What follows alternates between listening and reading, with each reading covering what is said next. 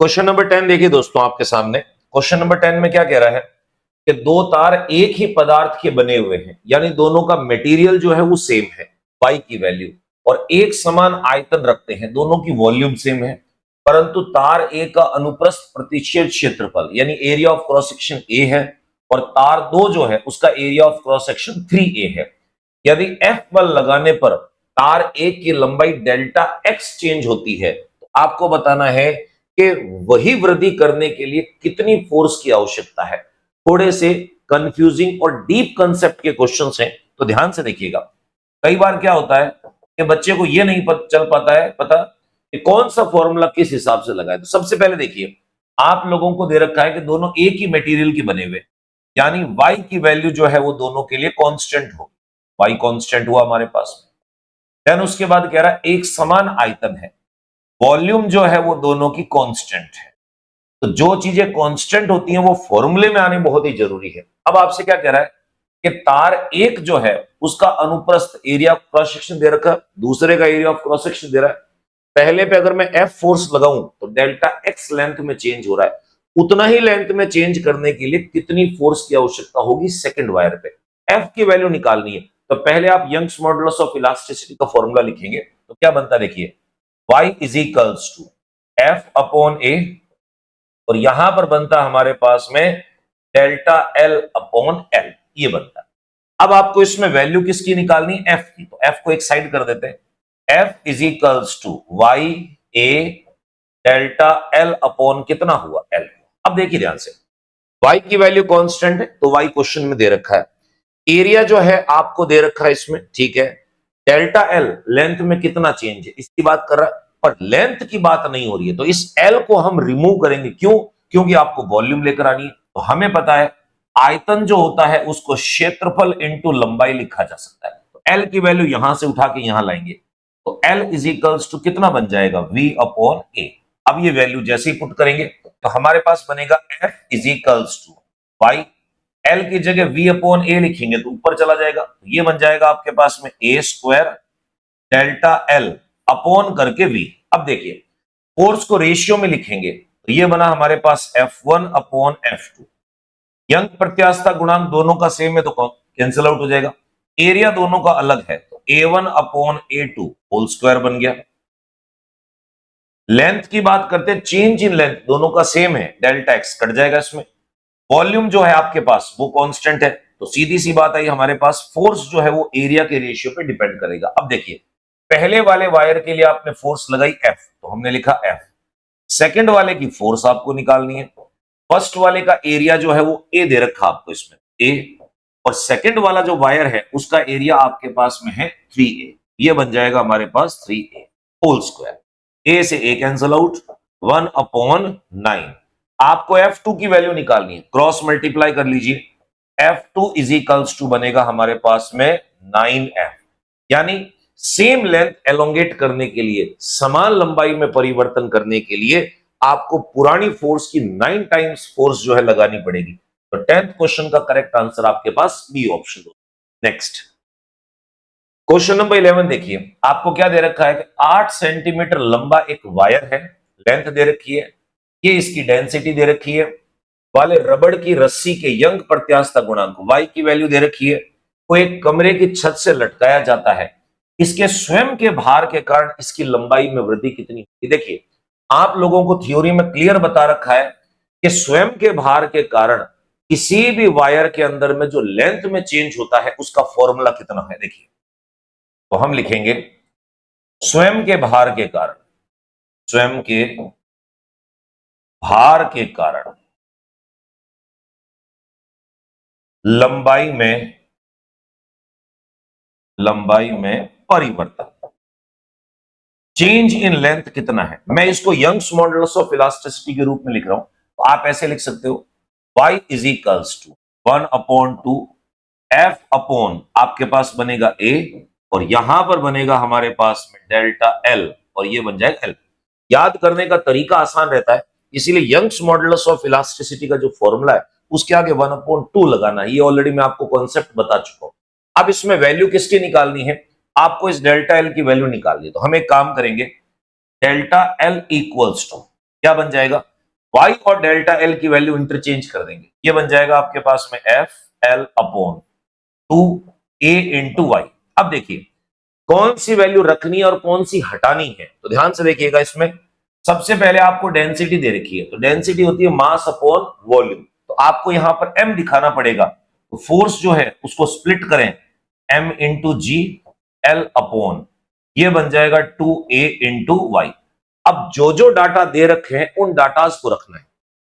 तो सबसे पहले बात आती है डेंसिटी की, देन उसके बाद हम बात करते हैं लेंथ की। एल की वैल्यू आपको दे रखी है 8 सेंटीमीटर, तो एल है आपके पास, ठीक है। जी आपको पता है 9.8 होता है, 10 रख सकते हो आप चाहो तो। वाई की वैल्यू आपको दे रखी है, आपको ए की और एम की वैल्यू नहीं दे रखी है, तो एम और ए की जगह डेंसिटी को इंट्रोड्यूस करना पड़ेगा। तो हम अलग से रफ में जाएं, डेंसिटी इज इक्वल्स टू होता है मास अपॉन वॉल्यूम। तो वॉल्यूम जो है उसको आप क्या लिख सकते हो, एरिया इनटू लेंथ।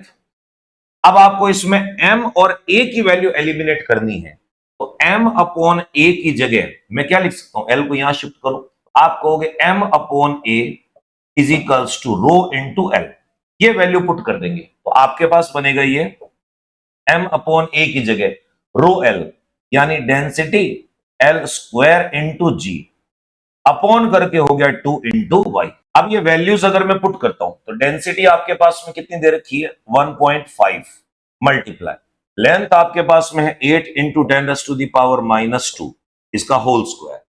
ग्रेविटी जो है मैं 10 रख देता हूं, बाद में जो है हम इसको 9.8 के हिसाब से अप्रोक्सीमेटली ले लेंगे इसमें, यानी कैलकुलेशन इजी बनती है। 2 इंटू वाई की वैल्यू आपके पास 5 इंटू 10⁻8, क्या बन जाएगा।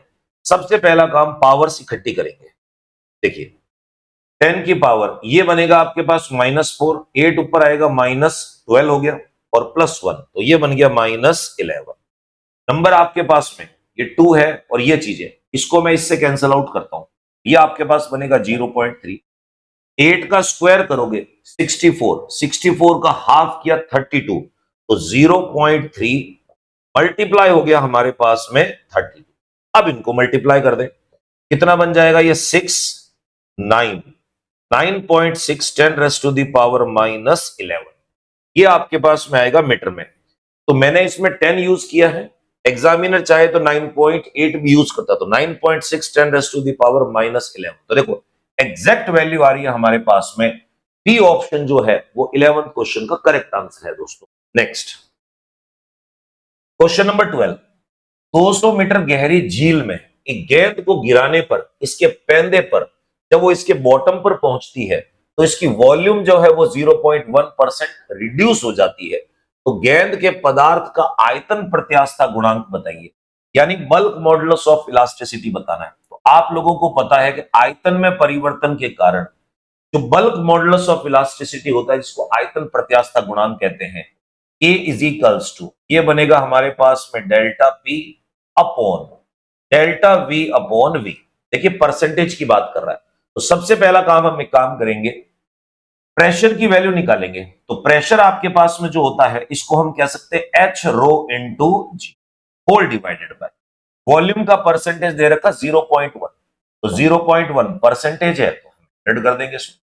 इस पॉइंट को हटाओगे तो यहां एक और जीरो लग जाएगा। H कितना दे रखा है 200 मीटर। डेंसिटी पानी की बात कर रहा है, तो पानी की डेंसिटी 1000 10⁻3। ग्रेविटी जो है मैं इसको 10 ही यूज कर सकता हूं, 9.8 बाद में मैं कन्वर्ट कर दूंगा इसमें, ये बन जाएगा आपके पास 1/1000। अब देखिए सब जीरो का खेल है इसमें, ये ऊपर आ जाएंगे 3 और 3 6 7 8 9, यानी 2 इंटू 10⁻9 न्यूटन पर मीटर स्क्वायर। अब इसके लमसम आंसर देखना आपको, 9 हो गया हमारे पास में, ठीक है, ये 8 में मांग रहा है इसमें, और ये -8 है, ये माइनस तो होंगे नहीं, इनकी बात करते हैं। 9 में है, 8 में और 10 में, अगर मैं इसको 8 में कन्वर्ट करना हूं, ऐसे कर सकता है हमारे पास में 20 इंटू 10⁻8 न्यूटन पर मीटर स्क्वायर। अब देखिए मैंने यहां पर 9.8 की जगह 10 यूज किया था, अगर मैं 9.8 लेता तो ये वैल्यू मेरे पास में कितनी आती, 19.6। तो आप कहोगे 12th क्वेश्चन का जो हमारा करेक्ट आंसर है वो ए ऑप्शन है। तो दोस्तों 9.8 की जगह 10 मैंने क्यों यूज किया, ताकि इजी वे में सिंपलेस्ट तरीके से इस क्वेश्चन को सॉल्व किया जाए। नेक्स्ट क्वेश्चन, क्वेश्चन नंबर 13, माध्यम का दाब, मीडियम का जो प्रेशर है, इतने से लेकर इतने तक परिवर्तित किया जाता है। टेम्परेचर को कांस्टेंट रखते हुए वॉल्यूम में इतना चेंज हो रहा है, तो आपको बताना माध्यम का आयतन प्रत्यास्थता गुणांक कितना है। सेम क्वेश्चन है पर डिफरेंट फ्लेवर के अंदर में।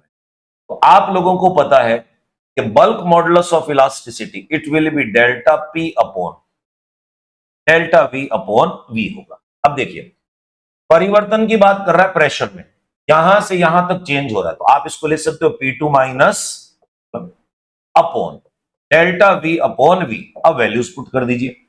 P2 की वैल्यू है 1.165 माइनस करके 1.01, और ये बन जाएगा आपके पास में 10⁻⁵ अपॉन वॉल्यूम का परसेंटेज 10 दे रखा, तो 10 अपॉन 100 हो जाएगा, इसमें एक जीरो कट गया। इन दोनों को माइनस करेंगे तो क्या बन जाएगा मेरे पास में, ये बन जाएगा आपके पास में, देखिए 5 लिखा हुआ है, 6 में से 1 गया, ये आपके पास बनेगा 5, इट विल बी, ये बना 1 और ये बना 0 इंटू 10⁻⁵ अपॉन 1/10। अब ये ऊपर मल्टीप्लाई हो जाएगा 1.55 इंटू 10⁻⁵ न्यूटन पर मीटर स्क्वायर। अब देखिए, सारे ऑप्शन में यूनिट पास्कल दे रखी है, तो आपको पता है कि न्यूटन पर मीटर स्क्वायर जो होता है उसको हम पास्कल्स भी लिखते हैं। ये वैल्यू जहां पर होगी वो आपके पास आंसर है। फर्स्ट ऑप्शन में नहीं है, सेकंड में नहीं है, थर्ड में नहीं है, फोर्थ डी ऑप्शन जो है आपके पास 13 क्वेश्चन का करेक्ट आंसर है। नेक्स्ट क्वेश्चन नंबर 14, समान पदार्थ और समान लंबाई यानी y सेम है और l सेम है, ये दो तारों को समान बल लगाकर खींचा जाता, फोर्स भी सेम है, उनके व्यास का अनुपात यानी उनका जो डायमीटर है उनका रेशियो आपको दे रखा 1:2, तो दोनों तारों के लिए एकांक आयतन के लिए गतिज ऊर्जा जो है उसका रेशियो कितना होगा। तो सबसे पहले आपको per unit volume potential energy का फॉर्मूला पता होना चाहिए। तो दोस्तों देखिए, आप लोगों को पता है कि एकांक आयतन स्थितिज ऊर्जा half into stress into strain, यानी हम ये कह सकते हैं कि प्रतिबल मल्टीप्लाई आपके पास में आएगी विकृति। अब किसको किस में चेंज करना है, जरा ध्यान से देखिएगा सवाल को। इसमें आपको डायामीटर दे रखा है, तो डायामीटर दे रखा है, तो डायामीटर विकृति में कभी नहीं आता, वो प्रतिबल में एरिया जो है उसमें आएगा, तो यहां से विकृति को हटाना पड़ेगा। तो आप लोगों को पता है कि अगर मैं इसको रिमूव करूं तो y इज इक्वल्स टू प्रतिबल बटे विकृति होता है। तो विकृति जो हमारे पास में है उसको मैं क्या लिख सकता हूं, प्रतिबल stress upon Young's modulus of elasticity, ये मल्टीप्लाई होगा तो u is equals to half प्रतिबल का स्क्वायर और डिवाइडेड बाय आपके पास में क्या होगा। अब जरा ध्यान से देखिएगा क्या क्या चीज क्या रखी है, 1/2y, यानी आपको ये रेशियो बताना है, इसमें फर्क कितना पड़ेगा। तो देखिए, दो तार हैं, दोनों का पदार्थ सेम है, तो y की वैल्यू दोनों की सेम होगी, दोनों की लंबाई सेम है, l सेम हो गया, दोनों तारों के समान बल लगाया जाता है, सेम फोर्स लगा रहे हैं, तो प्रतिबल के अंदर में जो फोर्स है हमारे पास वो भी सेम रही, सिर्फ और सिर्फ एरिया में डिफरेंस हो रहा है इसमें। तो आप लोगों को पता है कि इसको अगर मैं खोलता हूं, ये y यहां होगा, force upon area whole square equals to 1/2y force upon area. अब एरिया को मुझे डायमीटर में लिखना है, तो वैसे आपको पता है कि एरिया इज इक्वल्स टू होता है पाई आर स्क्वायर, रेडियस जो होता है डायमीटर का हाफ होता है, तो पाई डी अपॉन 4 लिख सकता हूं मैं, आर की जगह d/2 लिखा, स्क्वायर कर दिया, ये बन जाएगा आपके पास में कितना, पाई डी स्क्वायर अपॉन कितना हुआ, 4 हुआ, और इस पूरे के ऊपर में लगा हुआ होल स्क्वायर, तो सबको खोल देता हूं मैं, 1/2y, और ये बन जाएगा आपके पास में, ऊपर आ जाएगा ये, तो ये हमारे पास में है 16 और f square upon pi square into D की पावर 4। अब जरा ध्यान से देखिएगा, पोटेंशियल एनर्जी का रिलेशन सिर्फ और सिर्फ डायमीटर के साथ मांग रहा है, दोनों तारों का y सेम है, ठीक है, फोर्स सेम है, पाई सेम है, बाकी कांस्टेंट नंबर सेम है, तो मैं ऐसे कह सकता हूं potential energy per unit volume proportional 1/d की पावर, ऐसा हो गया। अब दोनों का रेशियो निकालना है, आप कहोगे u1/u2 इज इक्वल्स टू, ये बन जाएगा d2/d1 होल पावर 4। अब आप लोगों को इसमें d1/d2 दे रखा है, जबकि यहां पर हमारे पास में जो है वो d2/d1 है, तो रिवर्स कर देंगे तो ये बन जाएगा आपके पास में 2/1 4। 2 को 4 बार मल्टीप्लाई करना है, 4 से नहीं करना है, तो ये आपके पास में आ जाएगा 16/1। तो फॉर्मूले में आंसर हमारे पास में है 16:1। 4 ऑप्शन दे रखे हैं, उसमें फर्स्ट ऑप्शन जो है वो 16:1 है 14 क्वेश्चन का। नेक्स्ट क्वेश्चन नंबर 15 देखिए, बहुत इंपॉर्टेंट क्वेश्चन है। एक तार को लंबे धातु के तार से लटकाया जाता है, कोई भी एक वेट है उसको हम किसी वायर से सस्पेंड कर रहे हैं, ऐसा दे रखा। देखिए मान लीजिए ये यहां पर कोई रिजिड सपोर्ट है, इस रिजिड सपोर्ट से यहां पर किसी वायर को लटका दिया और वायर को लटकाने के बाद में यहां पर कोई आपने वेट सस्पेंड कर दिया, ठीक है। फिर आपसे कह रहा यदि तार अचानक टूट जाए, यानी वायर जो है वो सडनली ब्रेक कर दे, हम इसमें ऐसे बीच में से टूट जाएगा यहां से, यानी तार जो है, तार के टूटने पर आपको पता है कि जब ज्यादा भारी चीज लटका देते हैं वायर टूट जाता है। तो ये पूछ रहा है कि जैसे ही वायर टूटता है तो वायर के टूटने पर उस वायर के टेम्परेचर पे क्या असर पड़ेगा। जरा ध्यान से देखिएगा, मैं आपसे एक चीज कहता हूं कि जब किसी भी एक वायर पे आप वेट सस्पेंड करते हो तो वायर में खिंचाव होता है। जब वायर में खिंचाव होगा तो क्या होगा, उस वायर के अंदर में जितने भी जालक तल हैं, जिन पर परमाणु स्थित हैं, उनके मध्य घर्षण उत्पन्न होगा और घर्षण होने के कारण में उस वायर का टेम्परेचर इंक्रीज होगा। तो देखिए सिंपल सा आंसर तो है कि टेम्परेचर इंक्रीज हो, कारण क्या है। देखिए हम ये कहेंगे तार के खिंचाव के कारण तार में उपस्थित जालक तलों, लैटिस प्लेन, जालक तलों में परमाणुओं के मध्य घर्षण होगा, फ्रिक्शन के मध्य घर्षण होगा, जिससे उस तार का तापमान बढ़े। देखिए आंसर क्या है वो सबको पता है कि आंसर क्यों है, ये सबसे बड़ा मुद्दा है। तो हम कहेंगे 15 क्वेश्चन का हमारा करेक्ट आंसर जो है ए ऑप्शन है, उस वायर का टेम्परेचर जो है वो इंक्रीज होगा। नेक्स्ट क्वेश्चन नंबर 16 क्या कह रखा है, 0.5 किलोग्राम के द्रव्यमान को तार से लटकाने पर तार की लंबाई में वृद्धि, यानी आपको m दे रखा है और डेल्टा एल दे रखा है, किए गए कार्य का मान कितना होगा, यानी कितना वर्क डन जो है वो होगा। देखिए तो आप लोगों को पता है कि जब किसी वायर को हम खींचते हैं इंटीग्रेशन के तरीके से वर्क डन जब हम निकालते हैं तो उसका आंसर क्या बनता है, तो हम कहेंगे कार्य बराबर हाफ लटकाए गए भार का मान मल्टीप्लाई लंबाई में वृद्धि, लंबाई में वृद्धि इंटीग्रेशन के हिसाब से कैलकुलेट किया जाता है, लंबाई में वृद्धि, इंक्रीज इन लेंथ। तो आप इसको ऐसे लिख सकते हैं, W is equals to half m into G into हो जाएगा आपके पास डेल्टा। सारे डाटा दे रखे, डाटा पुट करके आप आंसर निकाल सकते हो। 1/2 m की वैल्यू आपके पास में है 0.5, g हो गया हमारे पास में 10 ले लेते हैं, बाद में 9.8 में कन्वर्ट कर देंगे, इंटू हो गया आपके पास में l 3 इंटू 10⁻⁻3। अब इनको सॉल्व कर देते हैं, क्या बनेगा देखो 3 और ये हो गया 15, 1.5, 15 का हाफ किया हमने 7.5, ये बना आपके पास 0.75। इसको पावर में एडजस्ट करेंगे, ये बनेगा 10⁻⁻2। अब ये बना आपके पास में जूल में। अब किस फॉर्म में आंसर लाना चाह रहा है वो ध्यान से देखें। 7 पॉइंट में मांग रहा है आपसे ये, आपको पता है कि अगर मैं पॉइंट को यहां शिफ्ट करूंगा तो ये पावर मेरे पास में -3 बनेगी। मैं ये कह सकता हूं 7.5 इंटू 10⁻⁻3। अब मेरा आंसर आ रहा है 7.5 और यहां पर आ रहा है 7.35। कारण आपको पता है, अगर आप यहां पर 9.8 रखते हैं तो आपके पास आंसर ये आएगा, परंतु 9.8 रखने से कैलकुलेशन लेंदी होगी और आपका समय वेस्ट होता है एग्जाम में। एग्जाम में दोस्तों सबसे कीमती चीज जो है वो टाइम, प्रीशियस टाइम है।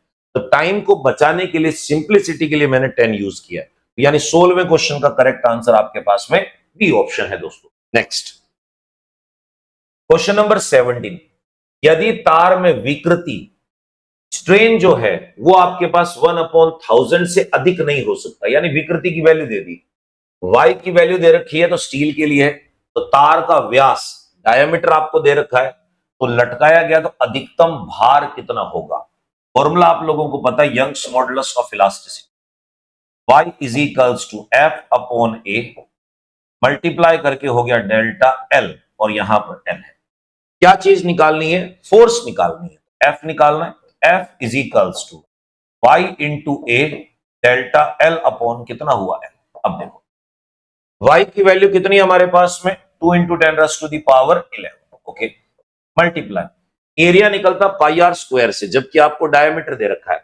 तो मुझे पता है कि एरिया जो है इसको मैं क्या लिख सकता हूं, pi d square upon 4, value put कर दूंगा आगे इसमें।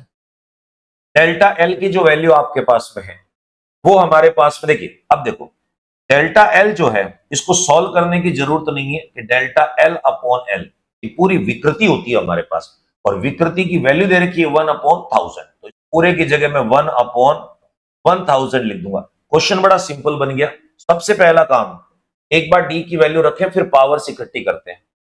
2 इंटू 10⁻11 हो गया। पाई की वैल्यू हमारे पास में 3.14, टी स्क्वायर, अब 1 मिलीमीटर होता है 10 की पावर -3, तो स्क्वायर करोगे 10⁻⁻6 अपॉन करके हो गया 4, और ये आपके पास में 1/1000। अब देखिए इक्वल्स टू, सबसे पहला काम पावर से इकट्ठी करें, 11 हो गया, -6 हो गया, ऊपर जाएगा आपके पास -3, नंबर्स क्या क्या बचे इसमें, ये मल्टीप्लाई होगा 6.28, डिवाइड करके आएगा 4, काट लेते हैं इसको। 1 हो गया हमारे पास, 2 22, 5 हो गया, 2 28, 7 हुआ, आपके पास आएगा 1.57 मल्टीप्लाई 10 की पावर, ये 9 हो गया और ये 2 हो गया। आप कहोगे F इज इक्वल्स टू 1.57 10⁻²। अगर पूरे को मैं मल्टीप्लाई कर दूं तो मेरे पास आएगा 157 न्यूटन। 157 न्यूटन, देखिए डायरेक्ट आपको दे रखा है, ये NS लिख दिया जबकि न्यूटन है। तो आप ये कहोगे कि 17 क्वेश्चन का करेक्ट आंसर आपके पास सी ऑप्शन दोस्तों। नेक्स्ट क्वेश्चन नंबर 18, जब लंबाई L त्रिज्या R के समान तार, दो वायर हैं जिनकी लेंथ L है और रेडियस R है, समान तार पर F बल आरोपित किया जाता है, तो उनमें उत्पन्न विस्तार, यहां पर मिस प्रिंट है, ये E है, इंग्लिश वर्जन में E दे रखा है, यानी कितना हो जाएगा, E हो जाएगा। और जब 2F फोर्स लगाई जाती है और इसकी लंबाई हमने 2L कर दी, रेडियस 2R कर दिया, और मटेरियल सेम है, तो आपको बताना है कि तार में उत्पन्न विस्तार कितना होगा। डेल्टा एल की वैल्यू निकालनी है दोनों वायर के लिए। तो देखिए सबसे पहले आप लोगों को पता है कि Young's modulus of elasticity y is equals to F upon A, और यहां बनेगा हमारे पास में डेल्टा एल अपॉन एल। तो सबसे पहले इस डेल्टा एल को सेपरेट करते हैं, तो delta L is equals to F L upon Y into A. अब चीजें कांस्टेंट क्या क्या है, देखिए एफ की बात कर रहे हैं इसमें, तो एफ जो है दोनों में अलग अलग है, लेंथ की बात करें दोनों में लेंथ अलग अलग है, वाई की बात करें तो हम ये कह सकते हैं कि समान तार, यानी वाई दोनों का सेम, एरिया जो होता है हमारे पास उसमें रेडियस है, तो इसको ऐसे लिखा जा सकता है एफ एल अपॉन वाई, ये बन गया पाई आर स्क्वायर। अब दो वायर के लिए कंपेयर करेंगे तो क्या बन जाएगा, delta L 1 upon delta L 2 is equals to, ये आएगा आपके पास में F1 L1, pi cancel out हो जाएगा, सेम है, पाई कैंसिल आउट हो जाएगा, ये बनेगा R1 स्क्वायर। अब 2 के लिए करेंगे तो रिवर्स हो जाएगा, तो ये बनेगा R2 square upon F2 L2।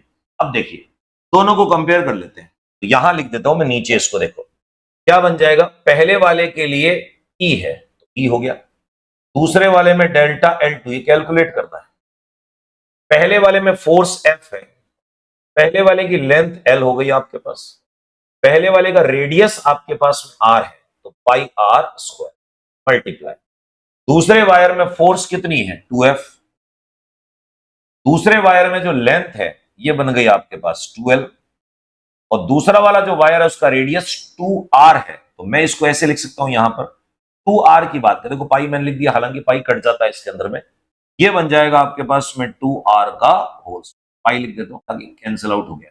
अब देखो F से F कट गया, एल से एल कट गया, आर से आर कट गया, नंबर का खेल है अभी और कुछ नहीं। राइट साइड में देखें, ऊपर आपके पास बना 4, नीचे आपके पास 2 इंटू 2 4 बन गया, out equals to 1, cross multiply कर दो, डेल्टा L2 जो आपके पास में है उसकी वैल्यू भी कितनी आएगी। अब हम ये कहेंगे कि दोनों में जो एलोंगेशन है वो सेम रहेगा, यानी 18वें क्वेश्चन का हमारा करेक्ट आंसर जो है वो बी ऑप्शन है दोस्तों।